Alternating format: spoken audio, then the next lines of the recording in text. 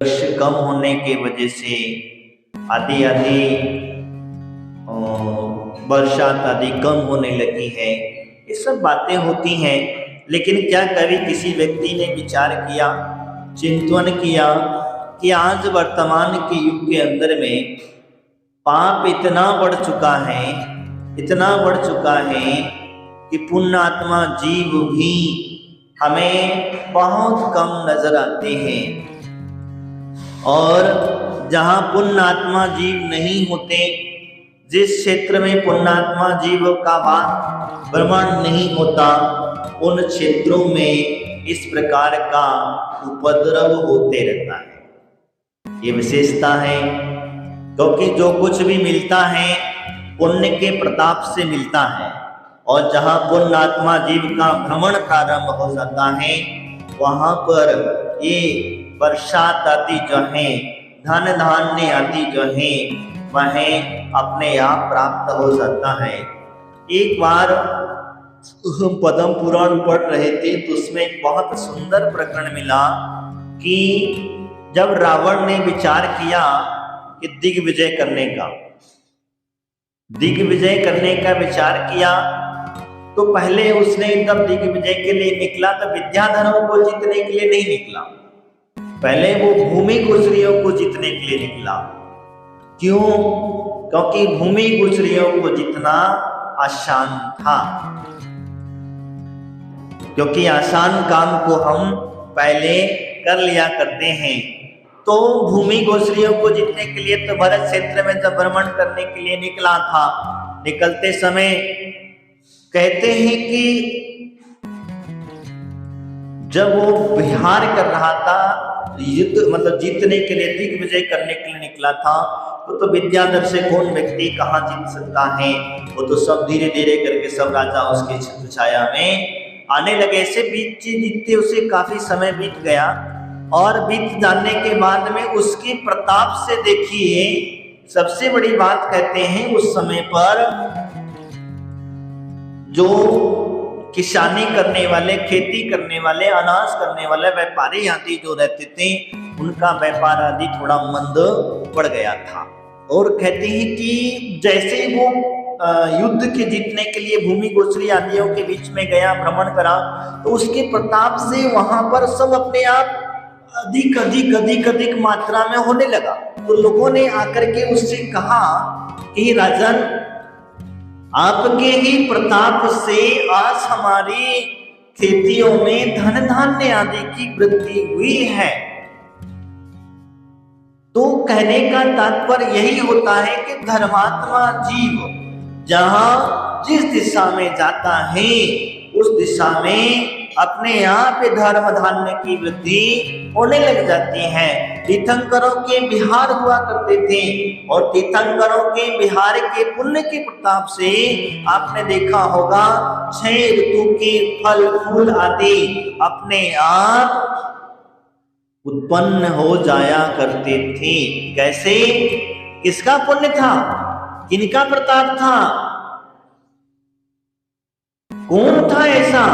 तो जो तीर्थंकर जैसा पुण्यवान जीव अगर वो भ्रमण विहार कर रहा है, जिस दिशा में, जिस देश में जा रहा है, उसमें कहा जाता है 100 योजन तक सुविक्ष ही सुविक्ष रहता था, दुर्विक्षित कभी नहीं फैला करता था। ये किसका प्रताप था?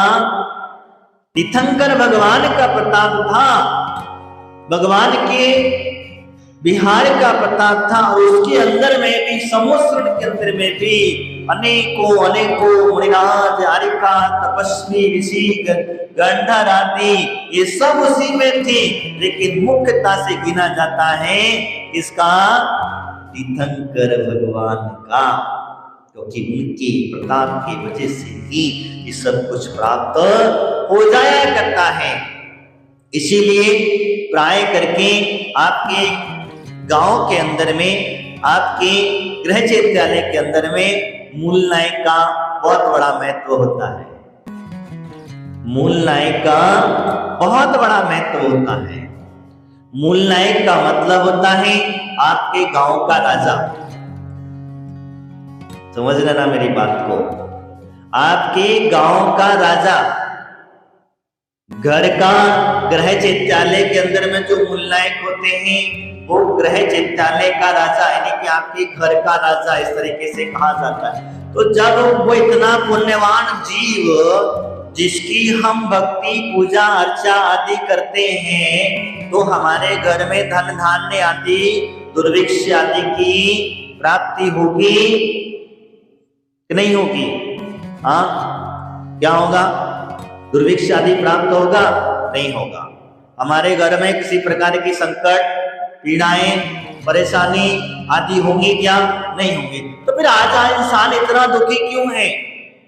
आज इंसान इतना परेशान और पीड़ित क्यों है? क्यों जिसको देखो वहां उसके रोना रो रहा है, कोई जिसको देखो वो कहीं ना कहीं परेशान हो रहा है, कोई ना कोई किसी न किसी प्रकार से परेशान पीड़ित हो रहा है। तो कहीं ना कहीं शायद हमें लगता है कि व्यक्ति ने अपने भगवान के प्रति भक्ति करना कम कर दी है। पहले राज दरबार लगा करता था, तो राजाओं के पास में जितने भी बड़े लोग होते थे, जितने भी मुख्य लोग, मुखिया लोग होते थे, वो सब लोग उनके यहाँ हाजिरी लगाने जाते थे। क्यों जाते थे? क्योंकि राजा कुपित ना हो जाए। क्यों जाते थे? राजा कुपित ना हो जाए, उसको कर चुकाने जाते थे। कर, टैक्स जिसको कहते हैं, वो अपना टैक्स चुपचाप राजकोष में दे देते थे। क्यों देते थे? क्योंकि अगर राजा को पता चला कि हमने टैक्स नहीं दिया है तो हमारी प्रॉपर्टी सारी हड़प ली जाती थी। तो तुम ना तो हाजिरी लगाना जानते हो और ना टैक्स चुकाना जानते हो। क्या? ना हाजिरी लगाना जानते हैं और ना हम टैक्स चुका। अब हमें कोई परेशानी आती है, कोई पीड़ा होती है, तब हम भगवान के सामने हाजिरी लगाने पहुंच जाते हैं। पहुंचते कि नहीं पहुंचते? और जब कहीं हमारे ऊपर अधिक संकट आ जाता है तो हम दान करने पहुंच जाते हैं, तो टैक्स भी पूरा। तो फिर कैसे काम चले? नहीं चल सकता। तो इसी वजह से हमारे आचार्यों ने कहते हैं कि हे पापात्मा जीव, अगर वास्तविकता में तुझे अगर समय पर वृष्टि आदि चाहिए, तुझे अपने व्यापार आदि उपद्रव से निर्विघ्न प्राप्त करना है, तो अपने सच्चे देव शास्त्र गुरु के प्रति अपनी श्रद्धा को वह जागृत रखना है। और वो जागृत रखता हुआ व्यक्ति ही उसके घर में धन धान्य आदि की, बरसात आदि की अपने आप वृष्टि हो जाया करती है। मैंने गुरुदेव के साथ में रह करके एक विशेषता देखी कि आचार्य गुरुदेव का जहां भी चतुर्मास होता था, उस चतुर्मास के अंदर में भी समय पर बरसात कभी नहीं हुई, और जहां भी बरसात हुई भरपूर हुई। मैंने कहा ये क्या प्रभाव रहता है? तो ये धर्म का प्रभाव था, गुरुदेव का प्रभाव था, उनकी तपस्या का प्रभाव था। इसीलिए कहा सकता है कि अपने नगरों में, अपने गांव में अगर साधु संतों का चतुर्मास आदि हमें अवश्य कराना चाहिए।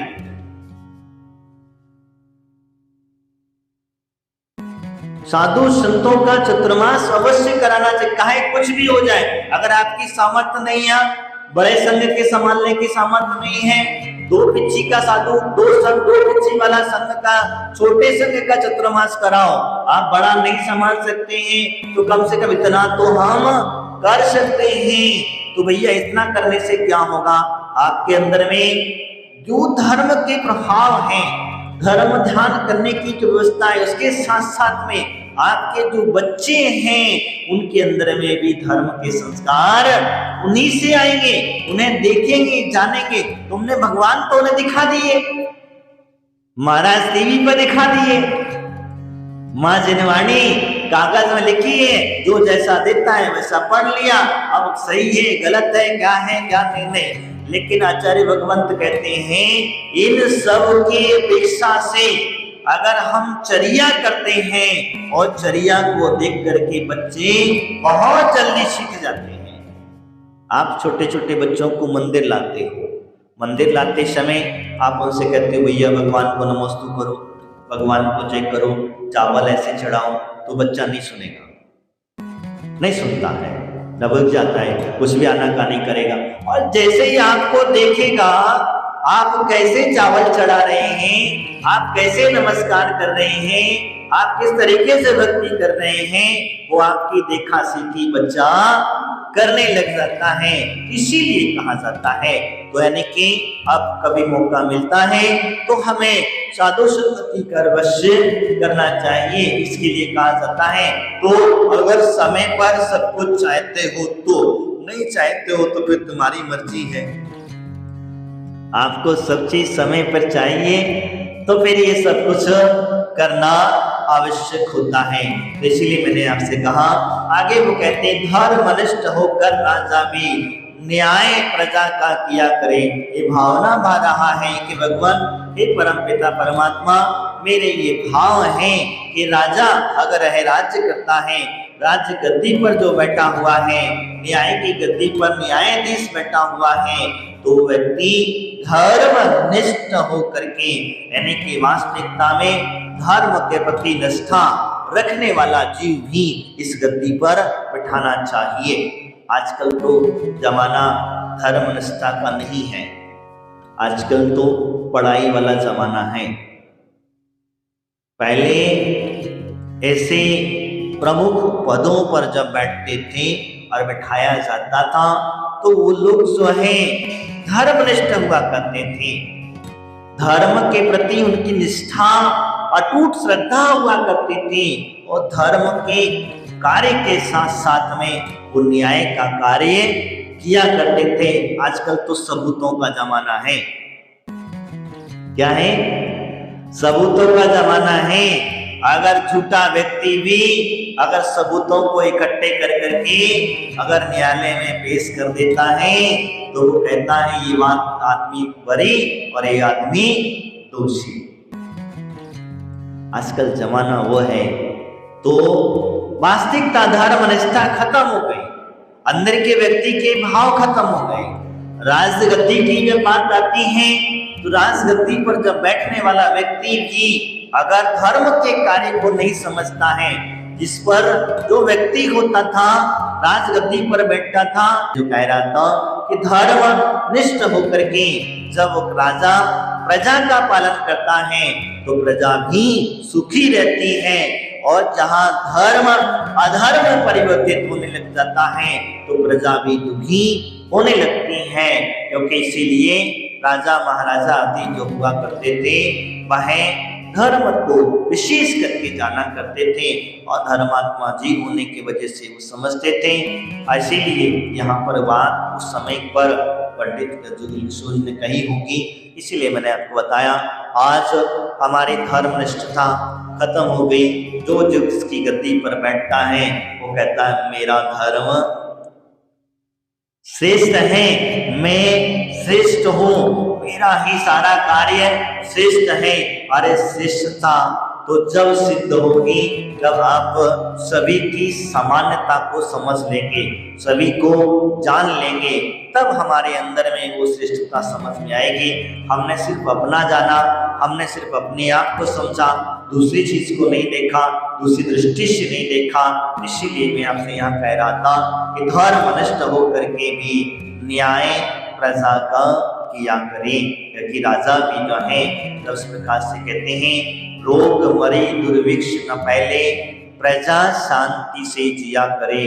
कहते हैं जहाँ रोग मारे आदि की बात करते हैं कि रोग तो चल रहा है, अभी फिर वापस से बढ़ने वाला है। एक एक एक एक एक एक एक एक क्या हो रहा है, क्यों फैल रहा है?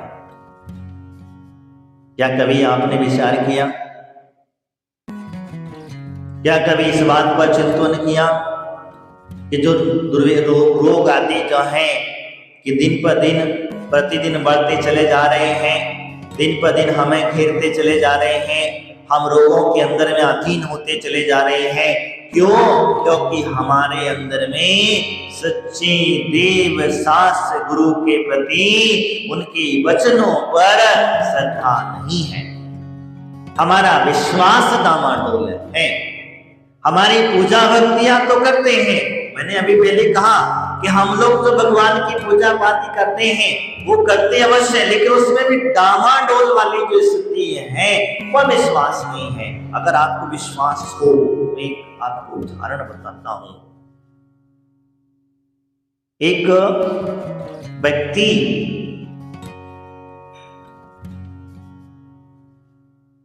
का एक्सीडेंट हो गया और एक्सीडेंट ऐसा हुआ कि उसकी सारी हड्डियां लगभग फ्रैक्चर हो गई। वो कभी जिंदगी में उठ नहीं पाएगा,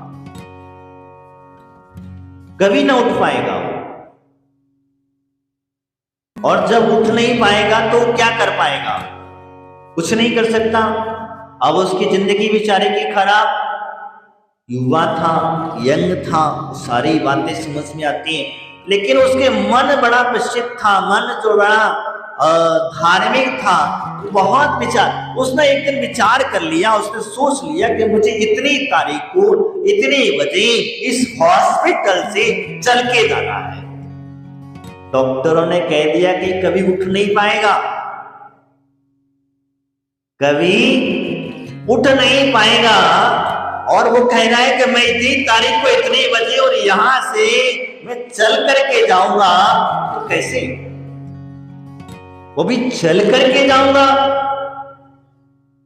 तब कहते हैं वो बच्चा बड़ा अपने आप में बहुत श्रद्धान थी, उसे भगवान के प्रति, अपने गुरुओं के प्रति, अपने आप पर उसे विश्वास था कि नहीं, मैं चल सकता हूं। और कहते हैं उसने जो तारीख, जो समय, जो साल, उसने बार होती जो है निश्चित किया था, और उसी दिन वो वहां से चल करके गया। कैसा चमत्कार घटा। डॉक्टरों ने तो अपना सिर पकड़ लिया, बोले ये संभव नहीं है, ऐसे कैसे, ये कोई देव शक्ति है, क्या चमत्कार है। तो उससे पूछा गया, जब किसी ने इंटरव्यू ले रहे थे उसका, तब उसने कहा कि मुझे मेरे परम पिता परमात्मा पर विश्वास है, मुझे अपने गुरुओं पर विश्वास है, मुझे अपनी जिनवाणी पर विश्वास है, और जिनवाणी में जो लिखा हुआ है वो भगवान की वाणी में लिखा हुआ है, और भगवान की वाणी पर जिसे अटूट श्रद्धा होती है, और गुरुओं ने जो मुझे बताया है उसे कोई रोक नहीं सकता। और व्यक्ति हॉस्पिटल से चल करके गया, सब लोगों ने खुशी खुशी से वहां से विदा किया। तो मेरा कहने का तात्पर्य यही है, आज सबसे कहते हैं बड़े बड़े लोग नुकसान है, अब जितना तुम्हें डरा दिया जाता है, और ये ऐसा करो वैसा करो, ये ऐसा होगा वैसा होगा, यहाँ नहीं चल। ठीक है, सुरक्षा की दृष्टि वो अपनी जगह पर ठीक है, लेकिन तुम क्या भगवान की भक्ति करना बंद कर दोगे? हाँ, भक्ति करना बंद कर दोगे? नहीं करोगे। आपको एक और उदाहरण बताता हूं मैं। सप्तऋषि की पूजा करते हो? सप्तऋषि की पूजा करते हैं। सप्तऋषि की पूजा क्यों करते हैं? कभी आपको पता है उसके बारे में? नहीं पता, संक्षिप्त में बता देता हूं। मथुरा का राजा कौन था? उस समय पर कौन था? राम के छोटे भाई, क्या नाम था? राम के छोटे भाई नहीं, शत्रुघ्न। रामचंद्र जी जब युद्ध विजय करके, राम लक्ष्मण रहे दिग्विजय करके लौट करके आए, तो लौट के आने के बाद में उसके मन में विचार हुआ था कि देखो हमें तो चाहिए तो मथुरा चाहिए। कौन चाहिए? मथुरा का राज्य। उसे कहते रामचंद्र जी का हम भी इसे चाहते हैं, लेकिन इसको जीतना संभव नहीं है, क्योंकि वहां पर राजा मधु, क्या नाम था उसका? राजा मधु का राज्य है, और उस राज्य के अंदर में उस समय पर उसके पास में एक त्रिशूल था, चर्मेंद्र ने त्रिशूल दिया था, और उसको चितो त्रिशूल इतना अचूक था कि उसके सामने जो भी पड़ जाता था वो बचना संभव नहीं था। तब रामचंद्र जी ने उस शत्रुघ्न से कहा, भैया तो उसके पास मथुरा लेने जा तो रहा है, लेकिन इस समय पर आक्रमण करना, किस समय पर, जब वो दिव्य अस्त्र उसके पास में ना हो, वो मथुरा के अंदर ना हो। इसलिए मधु को जब कीड़ा करने गया था, राज्य के बाहर था, तो उसके पास अस्त्र शस्त्र नहीं थे, तब जाकर के शत्रु चढ़ाई करी, उससे युद्ध हुआ। तो राजा मधु तो हाथी पर जब मरणासन थी, तो कहते हैं अपने वस्त्र आभूषण छोड़ के केश कर लिए और वहीं से वो निर्वाण को प्राप्त हो गए। कौन? राजा मधु। लेकिन उनका जो एक मित्र था, जो चरमिंद्र ने त्रिशूल दिया, त्रिशूल जब उसके खाने पहुंचा वापस चरमिंद्र के पास में, तो उसने सारा जानकारी, तो उस समय पर कहते हैं तो उसने उस मथुरा के अंदर में महामारी फैला दी, सब परेशान हो गए, दुर्विषता फैला दी गई। और कहते हैं उस समय जब फैलाया गया, तो फैलाने के बाद में अंत में काफी समय बीत गया, शत्रुघ्न भी वापस अयोध्या आ गया। अब वो वहां कौन रहेगा इतनी महामारी के चक्कर में। तब उस समय पर कहते हैं कि 7 मुनिराज जो हैं, सप्तऋषि जिसको हम कहते हैं, 7 मुनिराज विदेह क्षेत्र के, कहाँ के?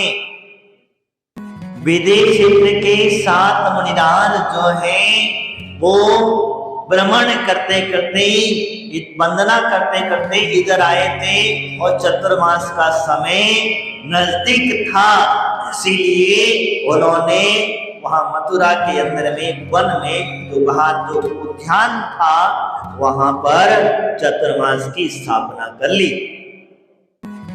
उन 7 ऋषिराजों की तपस्या के प्रभाव से 4 महीने के अंदर अंदर में वो वहां पर दुर्भिक्ष से सुभिक्ष पैदा होने लग गया।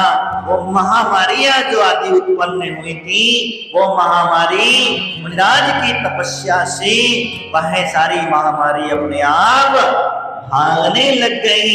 ये साधुओं की तपस्या का ही प्रभाव था, उन ऋषिराजों का प्रभाव था, उन सब ऋषियों के प्रभाव से वह इस प्रकार से होता है।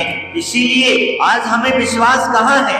हम शांतिनाथ विधान करते हैं, शांतिनाथ विधान सिर्फ शांति पाने के लिए करते हैं। उसके प्रभाव से आचार्य पूज्यपाद स्वामी ने शांति भक्ति के अंदर में बहुत सुंदर व्यवस्था कही। एक भक्ति करने के प्रभाव से अच्छे अच्छे रोग भी समाप्त हो जाते हैं। तो हम कहाँ शांतिनाथ भगवान की भक्ति, बस हमारे तो एक भी रोग समाप्त नहीं हुआ, हमें तो एक पीड़ा समाप्त नहीं हुई, तो कहाँ हमारी आस्था, हमारी श्रद्धा कहीं ना कहीं हमारे डामाडोल है। और डामाडोल होने की वजह से हमारे अंदर में ये सारा रोग आदि, दुर्भिक्ष आदि जो है, और घर के अंदर में अशांति इसी वजह से पनप रही है, और हम शांति से नहीं जी पाते हैं। तो इसलिए हे भगवान, हमें आपसे प्रार्थना कर रहा हूँ, हे प्रभु, ये प्रजा जो है, मेरी प्रजा, राजा भगवान से प्रार्थना करता है, मेरी प्रजा सुख शांति से रहा करे। तो राजा अगर धर्मात्मा होगा, धर्म की व्यवस्था समझेगा, तो इसी प्रकार से उन्होंने कहा, परम अहिंसा धर्म जगत में फैले सर्वे किया करे। अहिंसा में धर्म ही सबसे बड़ा श्रेष्ठ धर्म है, और अहिंसा में धर्म के बगैर घर में, परिवार में, समाज में, देश में, राष्ट्र में, और अहिंसा में धर्म से ही हमें ये सब कुछ घर, देश, राष्ट्र आदि में वह रोग आदि से वह हमें शांति मिलेगी, महामारी आदि से शांति मिलेगी। अगर हम हिंसा करते रहेंगे तो ध्यान रखना, आपके घर में कभी भी शांति नहीं होगी, आपके गांव में कभी शांति नहीं होगी, आपके राष्ट्र में, आपके देश में कभी शांति नहीं होगी। क्योंकि आज वर्तमान में देखा जा रहा है कि जहां पर अधिक हिंसा होती है, वहां उनके भाव बहुत मुश्किल वाले होते हैं। एक छोटा सा बात बताता हूँ। देखिए, मुनिराजों के ऊपर उपसर्ग हुआ था दंडक वन, नाम सुना है? दंडक वन का नाम सुना है? वहां पर 700 मुनिराजों को घानी में पेल दिया गया था और उसका दुष्परिणाम हुआ था कि राजा सहित पूरा का पूरा देश पूरा जल करके भस्म हो गया। तो कई सालों तक वहां पर एक तिनका भी नहीं उगा था। यही कारण होता है। बंधुओं, हमारा कहने का तात्पर्य इतना ही है कि आप भी अपने भगवान के प्रति भक्ति और आस्था को रखें, श्रद्धा को मजबूत करें। इसी भावना के साथ बोले महावीर भगवान की। आचार्य गुरुदेव कुलसागर जी